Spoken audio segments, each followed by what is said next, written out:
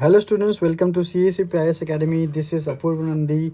Today's date is 20th of May and we will be discussing this following topics in our CACP newspaper analysis. So students, it's been months that I am doing the newspaper analysis. So I appeal to all of you, I request if you all are liking this newspaper analysis, please do like, subscribe, comment and share this analysis as much as possible.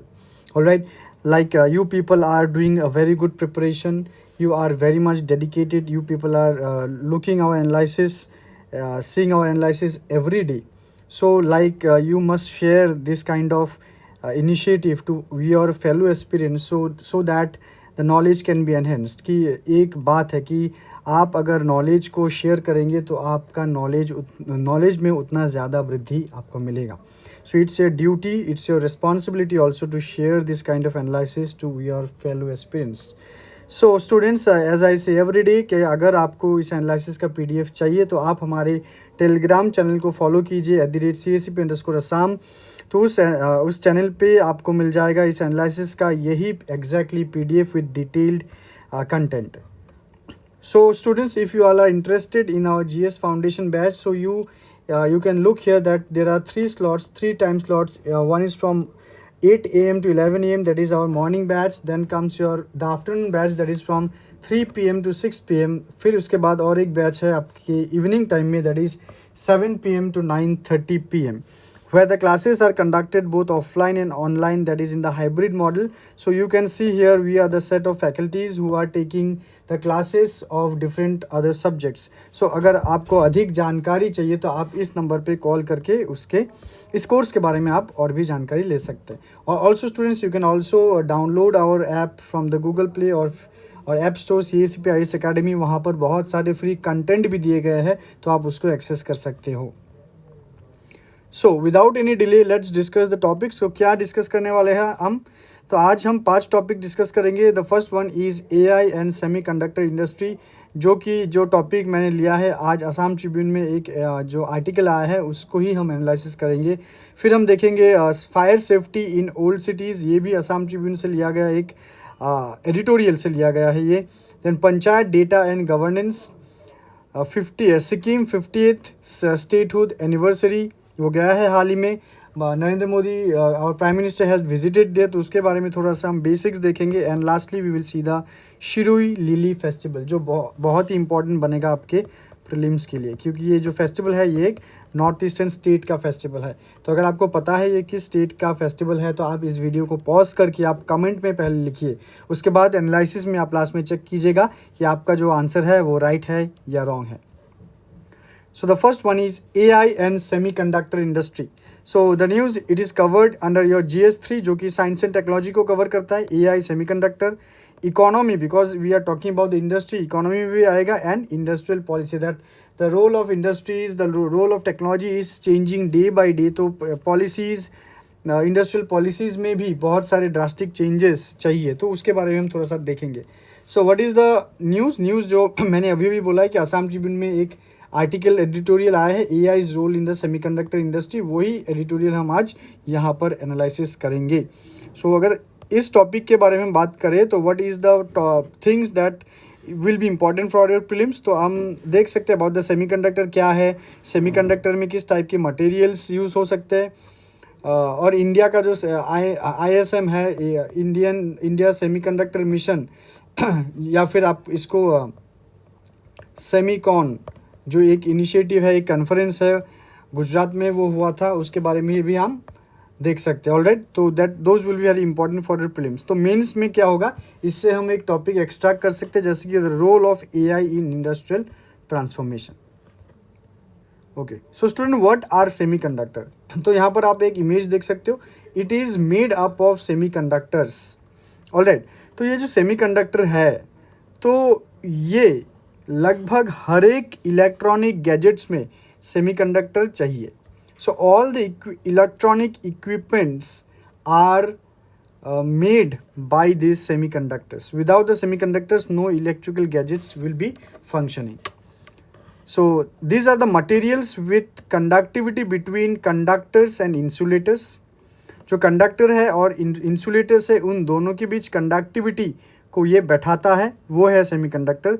Basis of all modern electronics used in diodes, transistors, microprocessors, solar cells, LEDs etcetera. Now why it is important, why semiconductor is so important, या फिर why is this combination AI and semiconductor is important. Now आज अगर आप देख रहे हो semiconductors के बारे में भी हम बहुत ज़्यादा बात कर रहे हैं। इंडिया में अपना सेमीकंडक्टर प्लांट सेटअप किया गया है, असम में भी सेमीकंडक्टर प्लांट सेटअप किया गया है इन जागी रोड।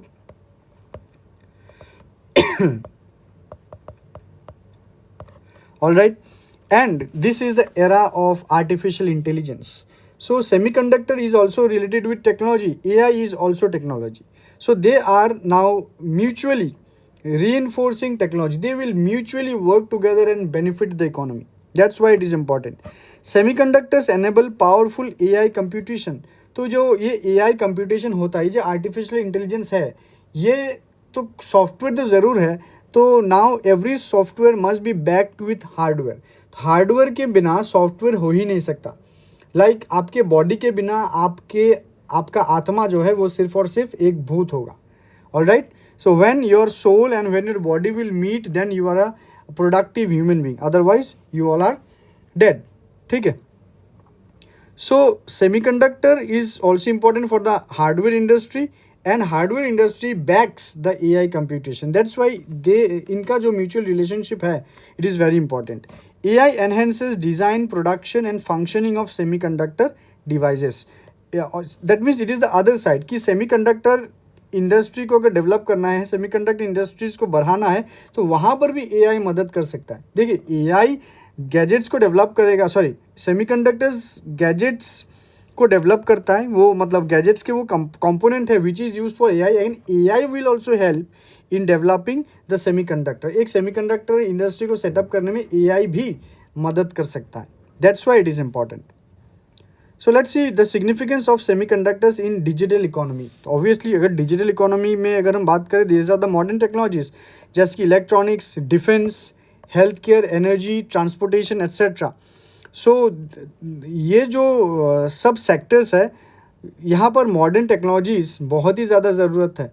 तो यहाँ पर रिसेंटली अगर आप ऑपरेशन सिंदूर भी देखते हो, राइट, उसमें तो बहुत से इलेक्ट्रॉनिक गैजेट्स यूज़ किए गए हैं। The if you talk about the radar is also an electronic gadget and all the devices that has been used, the interceptors, everything वो इलेक्ट्रॉनिक गैजेट्स ही है। तो उसमें सेमीकंडक्टर बहुत ही आवश्यक है। Now semiconductor or AI, both of them will help in development of smartphones, computers, electrical vehicles, medical imaging equipment जैसे कि CT scan machine, then your MRI machines. Alright, तो ये भी डेवलप करने में AI और semiconductor आवश्यक है। Renewable energy systems also. Now how AI is transforming the semiconductor industry? Let's see. The first one, AI driven chip design. Okay, the AI will now help to make or design or to fabricate the chip. Alright, दो chip है जो ऊपर में, आप जो ये chip है ना, it is a semiconductor chip. तो इसको कैसे डेवलप करना है, इसमें AI will give the support.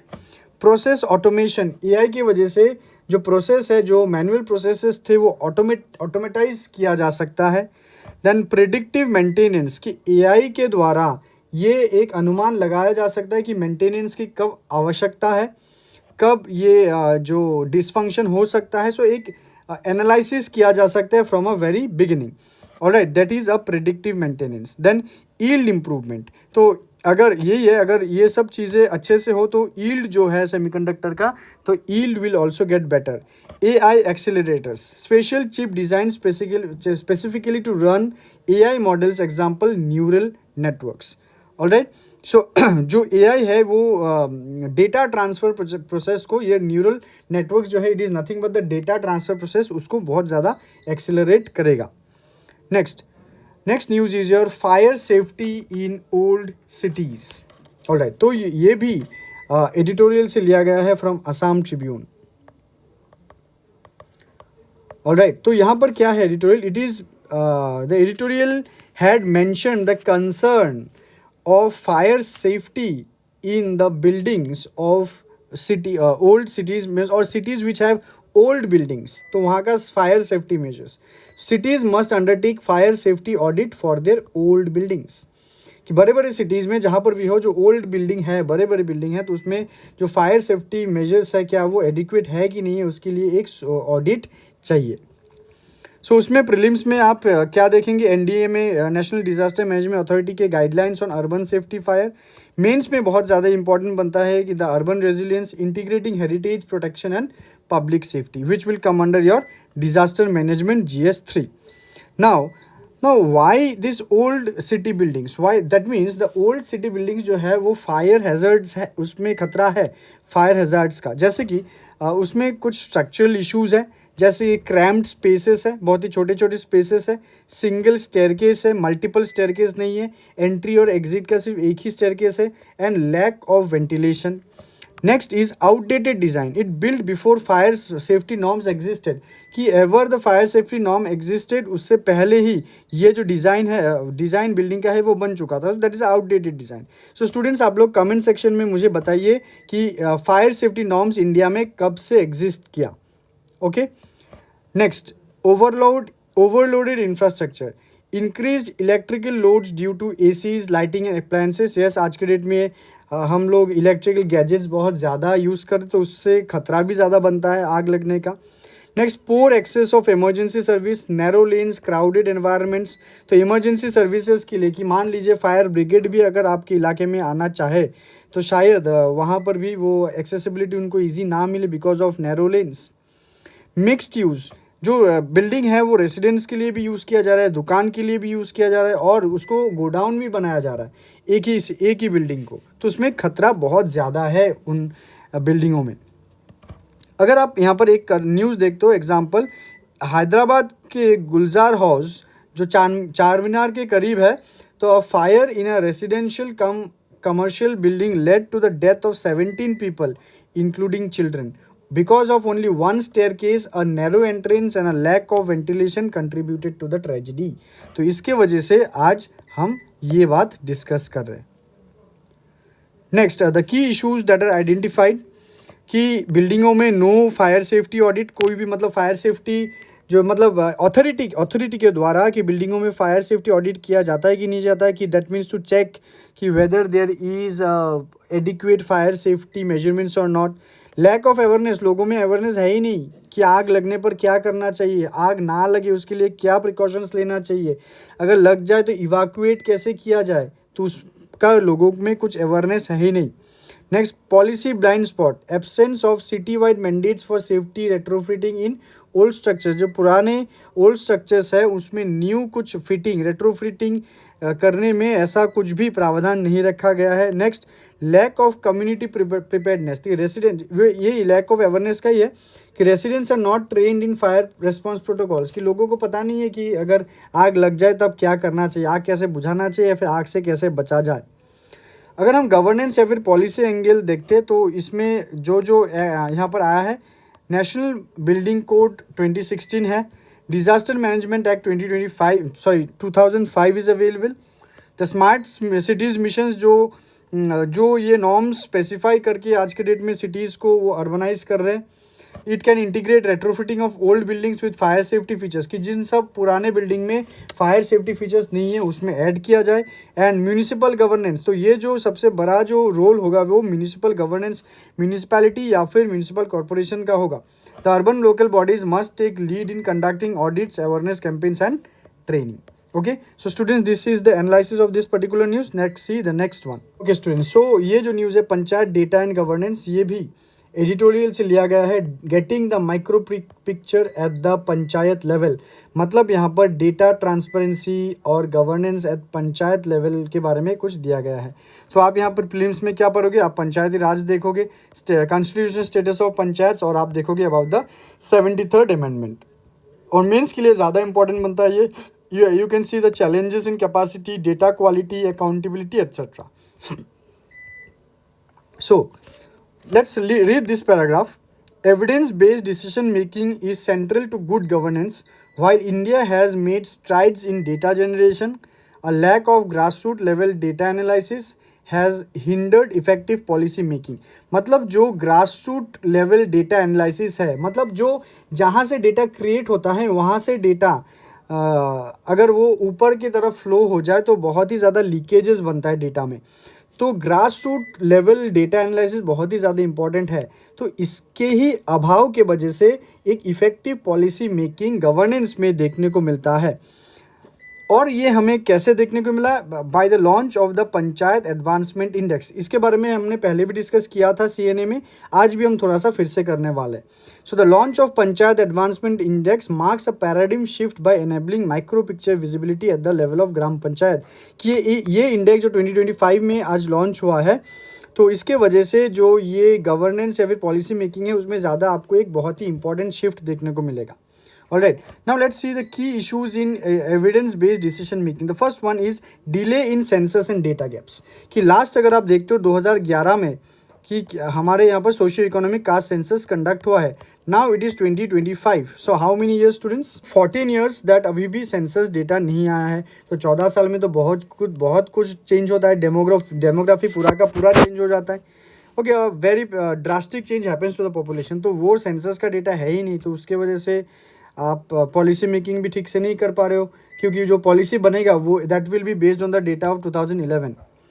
Next, number 2, accessibility and format of data. There is no particular accessibility और फॉर्मेट ऑफ डेटा। डेटा को कैसे पुट करना है या फिर उस डेटा को जो डिपार्टमेंट्स है वो उसको कैसे एक्सेस करे पॉलिसी अच्छे से बनाने के लिए। Next, number 3, there is a top down data culture. ठीक है, जो मैंने बोला कि ग्रास रूट लेवल जो है, ग्रास रूट लेवल से डेटा अगर ऊपर तक फ्लो होगा वो बहुत ही लीकेज बनेगा। तो आज के डेट में जो इस ग्रास रूट लेवल का डेटा जो आपको कहाँ मिलेगा? ये मिलेगा आपको टॉप लेवल पे। तो there is a data culture जो है वो टॉप टू डाउन है, वो डाउन टू टॉप नहीं है। तो इसके वजह से बहुत ही ज़्यादा डिसीजन मेकिंग में थोड़ा सा प्रॉब्लम देखने को मिलता है। Next, if you are talking about the panchayat advancement index, तो थोड़े से फैक्ट्स हम देख लेते हैं। ये अप्रैल 2025 में रिलीज़ हुआ था। अप्रैल महीने में हमने ये डिस्कस किया था by the ministry of Panchayati Raj. Students ये याद रखिएगा कौन से मिनिस्ट्री इसने लॉन्च किया? बाय द मिनिस्ट्री ऑफ पंचायती राज, जो कि 2.16 लाख वैलिडेटेड ग्राम पंचायत को कवर करता है। And the index is based on 566 data points across 9 LSDGs themes. LSDGs क्या है? LSDG है localization of sustainable development goals. याद रखिएगा, localization of sustainable development goals. 435 local indicator, जहाँ पर 331 मैंडेटरी है, 104 optional. Sir you do not have to recall mug up all this things. ये सब इंपॉर्टेंट नहीं है, जस्ट इंपॉर्टेंट है कब ये रिलीज़ हुआ and it is aligned with national indicator framework, और कौन से मिनिस्ट्री ने इसको लॉन्च किया है। सो जो चैलेंजेस हाईलाइट किया गया है इस बार by the panchayat advancement index की डेटा वैलिडेशन गैप, की major states like UP fail to validate data for all GPs. GP मतलब ग्राम panchayat. Lack of data analyst, जो डेटा को एनालिसिस करने के लिए लोग कम है। लिमिटेड स्टेक होल्डर ट्रेनिंग, जो रिप्रेजेंटेटिव्स है, सिटीजन्स है, उनको ट्रेनिंग दिया नहीं गया है इसका क्या है। Insufficient real time data integration, की ऐसा कोई भी सिस्टम डेवलप नहीं किया गया जो रियल टाइम डेटा को रीड कर पाए। Prime Minister Narendra Modi is likely to visit Sikkim on May 29, 2025 to participate in celebration marking the 50th anniversary of Sikkim's statehood. Okay, Sikkim India का जो स्टेट बना है, it has completed 50 years.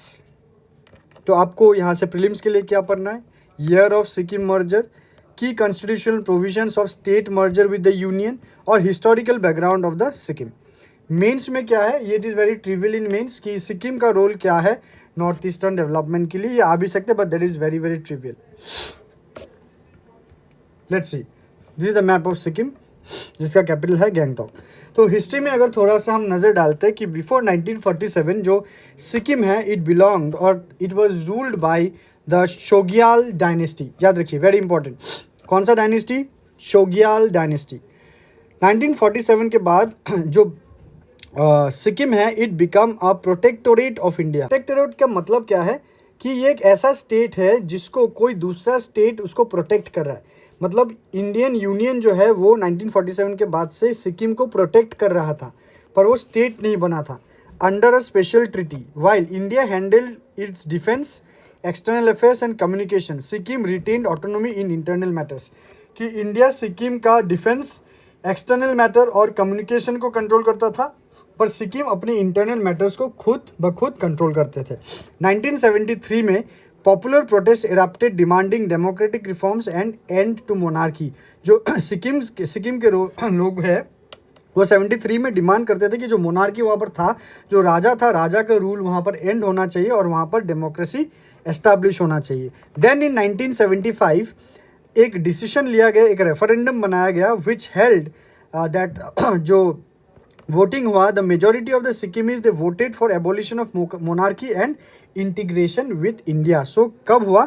ये 1975 को हुआ. और किस डेट में सिक्किम ऑफिशियली इंडियन यूनियन का पार्ट बना है? That was on May 16, 1975. Sikkim officially became the 22nd state of the Indian Union through the 36th Constitutional Amendment Act 1975. तो आपका ये डेट इंपॉर्टेंट है, कितना नंबर स्टेट है वो इंपॉर्टेंट है, और कितना नंबर अमेंडमेंट था वो भी बहुत बड़ा इंपॉर्टेंट है. सो ये वाला जो लास्ट वाला जो पॉइंट है, it is very very important for examination.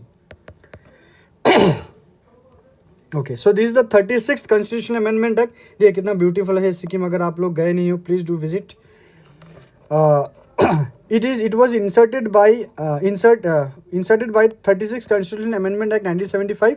It inserted Article 371F, which provides special provisions for Sikkim, and Sikkim was added to the first schedule, that is the list of Indian states. It ensured legislative and administrative continuity, maintained existing laws in force until modified or repealed. ठीक है, ये वाला point आप याद रखिए, पर आप अपने बेसिक से, आप अपने किताब से 36 कॉन्स्टिट्यूशन अमेंडमेंट एक्ट जरूर पढ़िएगा. इस news is Shirui lily festival. ये डायरेक्ट क्वेश्चन आपको आ सकता है कि ये जो शिरुई फेस्टिवल है या फिर शिरुई लिली फेस्टिवल है, ये कौन से स्टेट का है, विच नॉर्थ ईस्टर्न स्टेट. सो यहाँ पर दिया गया है, it is from Manipur.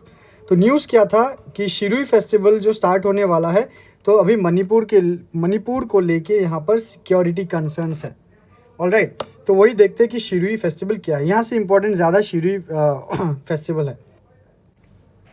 Okay, सी ये जो आप फूल देख रहे हो, it is your Shirui lily. बहुत ही ब्यूटीफुल फूल है ये शिरुई लिली. ठीक है, तो ये flower very very special in Manipur. देखते तो first of all let's see about the festival कि ये जो इवेंट है, it will be celebrated as the 5th state Shirui lily festival. ये 5 नंबर वाला फेस्टिवल होगा जो सेलिब्रेट होगा फ्रॉम May 20 to 24, मतलब आज से वो शुरू हो रहा है, इन उखरुल डिस्ट्रिक्ट इन मणिपुर. ठीक है, सिक्योरिटी इशू क्या है कि जो ऑनगोइंग टेंशंस चल रहा है between the Kuki groups against Meitei, इन दोनों ग्रुप के बीच जो बहुत दिनों से टेंशन से चल रहा है, ये it has completed 2 years now. So तो इस रिबिलियन को लेकर, ये झगड़े को लेकर अभी जो स्टेट है वो टेंशन में है कि इसको सिक्योरिटी इशू को कैसे एड्रेस किया जाए. तो जो रेस्पॉन्स दिया गया है by state and central forces, they have increase the deployment. जो पुलिस फोर्सेस है, जो सिक्योरिटी फोर्सेस है, उसको डिप्लॉय ज़्यादा किया गया है. Criminal cases have been registered and wireless communication test conducted for quick response in hilly terrain. ये है, तो ये अभी के लिए तो इंपॉर्टेंट नहीं है, अभी के लिए है. ये फूल जो है बहुत इंपॉर्टेंट है. तो शिरुई लिली देखते हैं क्या है. It is endemic to Shirui hills in Ukhrul. इसको आप स्टार दे के रखे, आप इसको नोट करके रखिए. ये वाला क्वेश्चन आ सकता है कि ये जो शिरुई लिली है, ये उखरुल डिस्ट्रिक्ट में शिरुई हिल्स का एंडेमिक है मणिपुर में. It was discovered in 1946 by Frank Kingdon Ward. ये भी इंपॉर्टेंट है. And it is the state flower of Manipur. तो अभी आपको इसका इंपॉर्टेंस पता चल रहा है. Now it is found nowhere else in the world and it is considered by the Tangkhul Nagas as sacred. जो तंगखुल नागाज है वो इस फूल को बहुत ही पवित्र मानते हैं. ऑलराइट, तो ऑब्वियसली इतना सुंदर अगर फूल है और वो वहाँ ही मिलता है और दुनिया के कहीं पर भी ये फूल नहीं मिलता, definitely it will promote eco tourism, local culture and biodiversity conservation.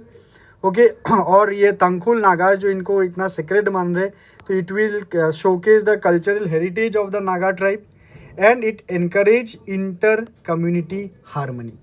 Alright, so that is the importance और सिग्निफिकेंस ऑफ द फेस्टिवल, इसीलिए वो फेस्टिवल सेलिब्रेट किया जाता है. तो आप एग्जाम के लिए ये वाला जो पोर्शन है ये बहुत इंपॉर्टेंट है, उसको मार्क करके रखिए. So students, we have just completed our analysis. Now it's MCQ time. So let's see what is the questions here. Yes, the first question is about Keibul Lamjao national park. ये कहाँ है? ये मणिपुर में है. देन फिर से एक मणिपुर को लेके फिर से और एक question, 2 questions of Manipur. Then you can see about fire safety को लेकर क्वेश्चन नंबर 3 है and number 4 is also regarding the NDMA fire safety guidelines. All right, so इन चारों क्वेश्चंस को अच्छे से पढ़ के स्क्रीनशॉट आप रख के इसका आंसर आप कमेंट सेक्शन में ज़रूर लिखिए.